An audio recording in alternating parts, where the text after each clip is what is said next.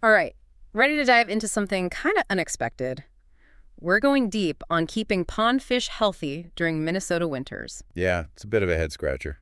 Turns out less is more. Exactly. Less is more.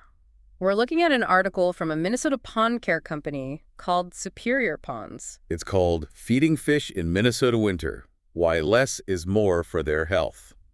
And they really emphasize that point. Doing less is better. That's what we're going to unpack today. Sounds good. So, to kick things off, how do these fish even handle those frigid temperatures? Well, they're cold-blooded, right? So unlike us, their metabolism just tanks when it gets cold. Makes sense. So they basically just chill out all winter. Pretty much. It's Huh. called torpor, kind of like hibernation, but for fish. And they don't need a ton of food when they're like that. The article mentions this pond owner, Tammy, who was worried sick about her koi starving. Oh, yeah, I remember that. Superior Ponds had to explain that feeding them could actually hurt them. Huh, that's interesting. I never thought about it that way. So what's the problem with feeding them? Well, think about it. They're barely moving. Their metabolism is super slow. Okay, yeah. So that food just sits there. It can rot in their stomachs, which is obviously not good. Yikes. And any extra food that sinks to the bottom, that decomposes too.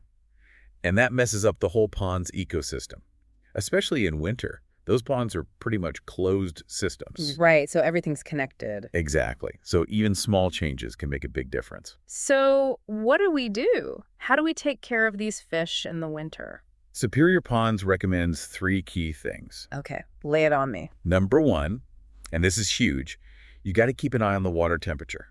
Get a good thermometer, you mean? Exactly. They really stress that. Yeah. Every Minnesota winter is different, so you need to know what's going on in your pond. Makes sense. What else? Number 2, you adjust their feeding based on the water temperature. Okay, how does that work? So above 60 degrees, they're still active. So regular food then? Yep, high-protein stuff like those pellets you get at the store. But between 50 and 60 degrees, you got to switch things up. What do you feed them then?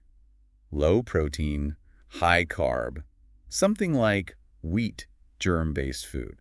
It helps them get ready for winter. And below 50? But this is where it gets interesting. Below 50, you stop feeding them completely. Wait, really? Won't they starve? Nope, that's where those fat reserves come in. They're built to survive on that stored energy. So it's like bears hibernating. They don't eat for months. You got it. They're incredibly adaptable, these fish. Way more than we give them credit for. That's pretty amazing. So we actually do more harm than good by feeding them. Exactly. We're messing with their natural cycle. So monitor the temperature, adjust the diet, and then stop feeding entirely. You got it. The article actually has this great quote. Trust your fish's biology. They are remarkably resilient and adapted to surviving off stored energy during the cold months.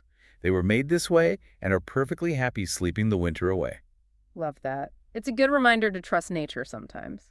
But what about the rest of the pond? What happens to that? Great question. They talk about that too. A healthy fish population means a healthy pond, basically. It all works together. So taking care of our fish actually takes care of the whole ecosystem. Exactly. But there's another side to this whole doing less idea that I think is really fascinating. It's not just about the pond, right? This whole idea of doing less, respecting natural cycles, it goes way beyond that. Oh, so... Well, we always think more action, more effort, more control. Yeah. That's the way to get results. Yeah, that's how we're wired, right? Always got to be doing something. But nature works differently. It's all about cycles, ebb and flow, periods of growth, periods of rest. So you're saying there's wisdom in letting go, just trusting the process. Exactly. Remember Tammy, the pond owner from the article? She was so worried about her koi, she almost overfed them. Thought she was doing the right thing. But she learned to trust their natural instincts, let their biology do its thing. Right. And it's interesting, this whole winter dormancy thing. It's like nature hitting the pause button. A time for rest, for rejuvenation. That pause is so important. We live in a world where we're always on, always pushing, always striving. Exactly. But just like those fish need their winter sleep, we need those moments of stillness too, to recharge, to reconnect. So by watching how nature handles these quieter times, we can learn something about ourselves. Absolutely. And this whole conversation reminds me of something else. It's called diapause. Diapause. It's basically like hibernation, but for bugs. Insects, other invertebrates, they use it to survive tough times. Like really cold weather or droughts? Yep. Nature is full of these amazing examples of resilience. We can learn a lot from them. It's pretty inspiring, right? But how do we actually apply that to our own lives? We'll take that diapause idea. Imagine hitting pause in your own life. Not pushing so hard, not striving so much, just allowing yourself time to rest and renew. So instead of fighting those natural rhythms, we learn to work with them, embrace them. Exactly. Just like diapause helps those insects conserve energy, maybe those pauses can help us replenish our own reserves. Mental, emotional, physical. So we need to bring a little bit of that winter wisdom into our lives. Absolutely. And that brings us back to that question. Where else in our lives can we benefit from doing less? Maybe it's about letting go of control, not needing to force things, not needing to be perfect all the time. Maybe it's about surrendering to the flow, trusting in our own resilience, and coming out of those quiet times even stronger. Beautifully said. And you know what? This whole conversation, it leads to one final, fascinating connection. This whole thing's really got me thinking differently about things.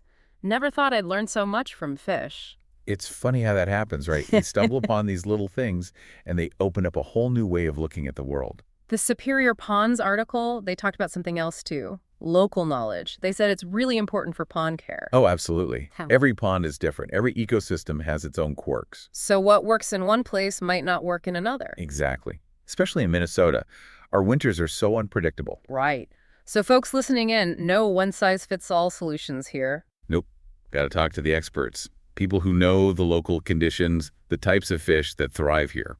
They mentioned one thing in the article I thought was really interesting. They have these seasonal maintenance memberships. Oh, tell me more about that.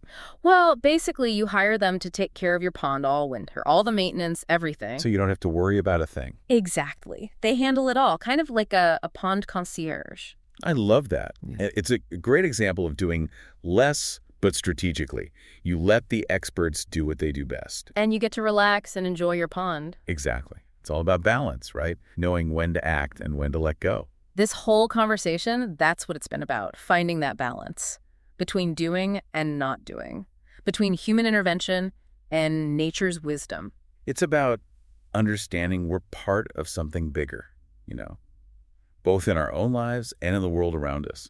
And sometimes the best thing we can do is step back, watch, and learn from nature. So everyone listening, that's our takeaway today.